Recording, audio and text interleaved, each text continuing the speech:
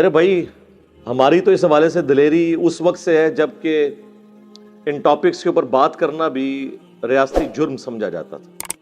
یعنی آج سے 10-12 سال پہلے کی بھی آپ میری ویڈیوز دیکھیں تو میں نے ہمیشہ ایکسٹرا جوڈیشل ایکٹیویٹیز جو ہیں ماورائے عدالت کام، خواہ وہ کوئی مذہبی جماعت کرے توہین مذہب کے نام کے اوپر، یا کوئی ریاستی ادارہ حب الوطنی کے نام کے اوپر، میں نے ہمیشہ ڈنکے کی چوٹ پہ اس کی مذمت کی ہے اور آج تک کر رہا ہوں. آج کل تو فیشن بن گیا ہے کیونکہ اب تو ریاستی پالیسی یہ بن چکی ہے.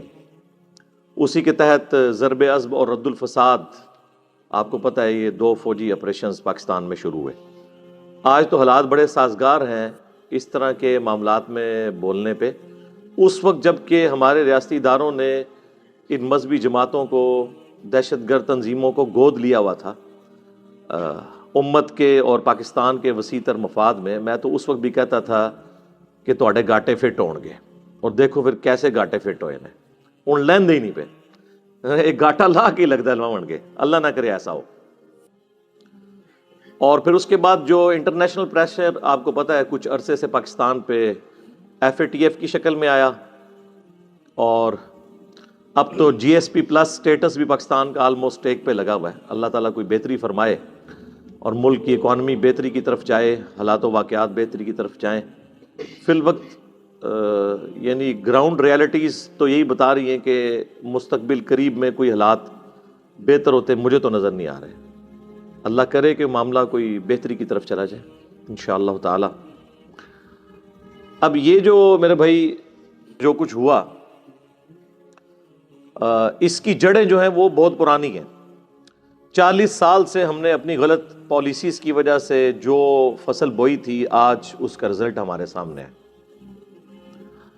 ایک دن میں تو اتنی بڑی خرابی نہیں آتی، ایک دن میں تو دیمک نہیں چاٹتی، ایک دن میں تو زخم کینسر نہیں بن جاتا. اس کو وہ کہتے ہیں نا، تھیندے تھیندے تھیں جاندہ ہے بندہ. یہ وہ والا معاملہ ہوا ہے. آہستہ آہستہ معاملات خراب ہوئے، اور اس طرح کی جتنی بھی ایکٹیویٹیز ہو رہی ہیں، میں اس میں پہلے نمبر پہ مجرم اگر کسی کو سمجھتا ہوں تو وہ ہماری ریاست ہے، ریاستی ادارے ہیں جن کی سرپرستی ہماری مذہبی جماعتوں کو اتنا عرصہ تک حاصل رہی، امت اور پاکستان کے وسیع تر مفاد میں، انورٹڈ کاماز کے اندر. اس کے بعد مذہبی جماعتیں، اور اس کے بعد پھر ہماری جاہل عوام. لیکن ڈرائیونگ سیٹ کے اوپر ریاست ہوتی ہے. اس میں چاہے ہمارے حساس ادارے ہوں، چاہے ہماری پولیٹیکل پارٹیز ہوں، حکومتی عہدے داران ہوں، یہ سب کے سب اس معاملے میں مجرم ہیں. سب نے یہ مل کے حصہ ڈالا ہے جس کا آج ہم رزلٹ بھگت رہے ہیں. یہ تو جس کے ساتھ ہوتی ہے اس کو پتہ چلتا ہے. بخاری اور مسلم کی متفقن علیہ حدیث ہے، اللہ کے محبوب صلی اللہ علیہ وآلہ وسلم نے فرمایا کہ کسی کو آگ میں جلانا، یہ عذاب صرف اللہ تعالیٰ کے ساتھ خاص ہے کہ وہ اپنے مجرمین کو قیامت کے دن آگ میں جلائے گا. کسی مخلوق کے لیے روا نہیں کہ کسی دوسرے کو آگ میں جلائے. کافر ہو مسلمان ہو، آپ یہ کام کر ہی نہیں سکتے. تم لوگ یہ سمجھ رہے ہو کہ ہم اس طرح کے معاملات کر کے تو ہم جنت میں چلے جائیں گے، اور ایسے مواقع پہ وہ لوگ آپ کو زیادہ تر بڑھ چڑھ کر آگے نظر آئیں گے جنہوں نے زندگی میں نماز بھی کبھی نہیں پڑھی ہوئی ہوگی.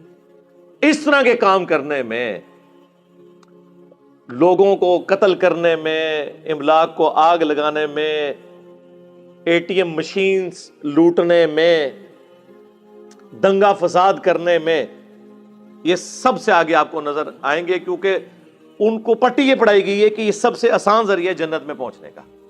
اور بیوقوف نہیں ہے، سمجھدار ہیں. آج تک کسی شخص نے عشق رسول صلی اللہ علیہ وآلہ وسلم کے نام پر اپنی موٹر بائک کو آگ نہیں لگائی، اپنی گاڑی کو آگ نہیں لگائی ہے، دوسرے کو لگائی. لہذا آپ یہ بھی نہیں کہہ سکتے کہ کوئی بونگے ہیں، بہت سمجھدار ہیں. اور اس وقت ملک جس تباہی کے دہانے پہ پہنچ چکا ہے نا، میں سمجھتا ہوں کہ اگر اب بھی ہمارے بڑوں کو عقل نہ آئی تو یہ گلی گلی قتل و غارت ہوگا. ہمارے جو ریاستی اداروں کے بڑے ہیں، پولیٹیکل جماعتوں کے بڑے ہیں، انہوں نے تو زیادہ تر نے دوہری شہریت لی ہوئی ہے، دوسرے ملکوں میں انہوں نے بھاگ جانا ہوتا ہے ریٹائرمنٹ کے بعد۔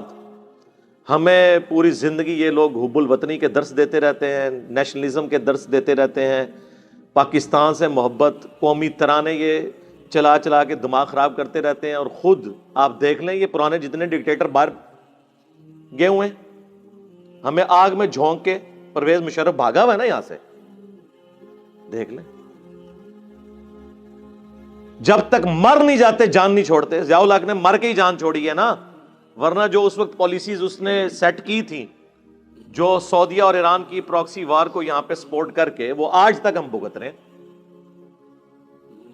اب دیکھ لیں میڈیا کے اوپر کیا ساری گالیاں جو ہے وہ پولیٹیکل گورنمنٹس کو، پرائم منسٹر کو کھانی پڑ رہی ہیں، کیونکہ ہماری عوام کا جو ہے اتنا نالج تو ہے نہیں، ان کو پتہ ہی نہیں ہے کہ معاملات ٹوٹی کمند کہاں۔ جس طرح محرم کے دنوں میں بیٹھ کے سارے یزید کو رو رہے ہوتے ہیں، اور سسٹم تو پیچھے سے خراب ہوا ہے، اس کی کوئی بات ہی نہیں کرتا۔ یہ تو فیشن ہے نا یزید کو رو لینا، آسان بھی ہے، دوسرے پہ بات کرنا ذرا مشکل ہے۔ لیکن میں آپ کو بتاؤں، اللہ کا شکر ہے اب ہمارے ریاستی اداروں میں پالیسی شفٹ آیا ہے، ان میں اتنا حوصلہ پیدا ہو گیا ہے کہ انہیں اپنی غلطیوں کا احساس ہوا۔ جبھی تو کچھ عرصے سے ہمارے پرائم منسٹر صاحب کئی ملکوں کے دوروں پہ، پریس کانفرنسز کے دوران، انٹرویوز کے دوران اعلانیہ طور پہ یہ مان چکے ہیں کہ ہماری پرانی جو پالیسیز تھیں وہ بالکل غلط تھیں۔ یہ لادہ بات ہے کہ ہمارے ریاستی اداروں کے کیے ہوئے جرائم کی توبہ کا اعلان ہمارے پرائم منسٹر کو کرنا پڑ رہا ہے۔ یہ ہے دکھ کی بات۔ چلے پھر بھی ہم کہتے ہیں کہ ٹھیک ہے، پولیٹیکل گورنمنٹس کو ہی بوجھ اٹھانا چاہیے اداروں کی غلطیوں کا، لیکن ان کو بھی کچھ اس حوالے سے خیال کرنا چاہیے کہ وہ بھی مستقبل کے لیے اپنی کوئی جو ڈائریکشن ہے اس کو درست کر لیں۔ آپ کو پتہ ہے کچھ عرصہ قبل خوشاب کے اندر ہمارے اسٹوڈنٹ عمران بھائی جو بینک مینیجر تھے رحمہ اللہ تعالی، ان کا بے دردی سے ایک گارڈ نے قتل کر دیا۔ ہمارے اسٹوڈنٹ تھے، آپ ان کے جو فیس بک کا پیج ہے اس پہ کئی ایک ویڈیوز میری انہوں نے اپلوڈ کی ہوئی تھی، اور لوگوں کی بھی کی ہوئی تھی، اور مسئلہ کوئی اور تھا۔ ایک ایک گھنٹے کی جا کے یہ لوگ نمازیں پڑھتے ہیں، اور وہ بھی صرف ڈیوٹی آورز کے اندر۔ جب گھر آ جاتے ہیں تو ایک سلام امام کے پیچھے ہوتا ہے، دوسرا جوتیوں والی جگہ پہ ہوتا ہے۔ اور اگر کوئی شخص سمجھا دے کہ میرے بھائی یہ نوافل جو ہیں یہ کوئی ضروری نہیں ہے، یا ان کو آپ بعد میں پڑھ لو، آپ ڈیوٹی اپنی صحیح طریقے سے ادا کرو، اس بات کا غصہ نکالنے کے لیے اس کی پلی لی جائے، اور پلس اس کو توہین مذہب کا نام دے کر کہ جی یہ تو انبیاء کا گستاخ ہو گیا۔ یہ بھی ہم اپنی طرف سے طے کر لیتے ہیں کہ کون سی چیز جو ہے وہ انبیاء کی گستاخی ہے۔ انہیں شہید کر دیا گیا، بعد میں خیر مذمت کرتے رہے، ابھی تک اس کے قاتل کو سزا ہوئی کوئی نہیں ہے، صرف کورٹ نے ڈیسیژن کیا ہے۔ اور ماشاءاللہ پچھلے دنوں آپ نے دیکھا ہمارے چیف جسٹس صاحب کس طرح گرجے ہیں۔ یار یہ لوگ بعد میں اپنی تقریریں دیکھ کے شرمندہ بھی نہیں ہوتے؟ ان کے دعوے دیکھیں اور ان کی عدالتوں کے، میں کرتوت لفظ نہیں بولتا، کارنامے دیکھ لیں۔ آج تک کسی کو اس طریقے سے سزا نہیں ہوئی ہے۔ اور کسی اگر جو کوئی مجبور شخص جس کے اوپر اس طرح کا توہین مذہب کا الزام لگا، اس کو اگر عدالتوں نے چھوڑ بھی دیا شواہد ناکافی ہونے کی وجہ سے یا جھوٹا الزام ہونے کی وجہ سے، عوام نہیں اسے چھوڑتی، وہ عدالت سے بری ہوتا ہے۔ یہ کچھ عرصہ پہلے کی بات ہے، ہمارے جیلم شہر کی تحصیل ہے پنڈ دادن خان، وہاں پہ وہ ایک مولانا صاحب تھے، جماعت اسلامی سے ان کا تعلق تھا، ان پہ اس طرح توہین مذہب کا جھوٹا الزام لگا، کافی سال انہوں نے قید کاٹی، بعد میں ثابت ہوا یہ بالکل غلط ہے۔ بیچارے وہ پہلا جمعہ پڑھانے آئے ہیں تو وہ باہر نکلے ہیں تو ان کو شہید کر دیا گیا گولیوں کی، اور ان کے ساتھ بیٹا بھی شہید ہو گیا۔ یعنی وہ عدالتیں چھوڑ بھی دیں، عوام نہیں چھوڑتی۔ تربیت ہی ایسی ہوئی ہوئی ہے، عوام کو کون سمجھائے جی؟ لہٰذا آپ یہ سمجھ رہے ہیں جب آپ کسی پہ الزام لگا دیتے ہیں نا توہین مذہب کا، جھوٹا بھی، وہ مارا گیا، آپ اسے کوئی دنیا کی طاقت بچا نہیں سکتی ہے، کیونکہ عدالت چھوڑے گی بھی تو عاشقان رسول سو کالڈ تیار بیٹھے ہوئے ہیں اپنی جنت پکی کرنے کے لیے اس کو جنت میں بھیج کے کیا کریں گے؟ یہ سری لنکا والا جو واقعہ ہوا آفیسر کا، سیالکوٹ میں کہہ لیں یا وہ اس روڈ کے اوپر وزیر آباد والی، اور شروع کہاں سے ہوا ہے؟ وہ ایک سٹیکر کی بنیاد بنائی گئی ہے. یار سٹیکر کو ہٹا دینا یا پھاڑ دینا، یہ نبی علیہ السلام کی گستاخی کیسے ہو گئی؟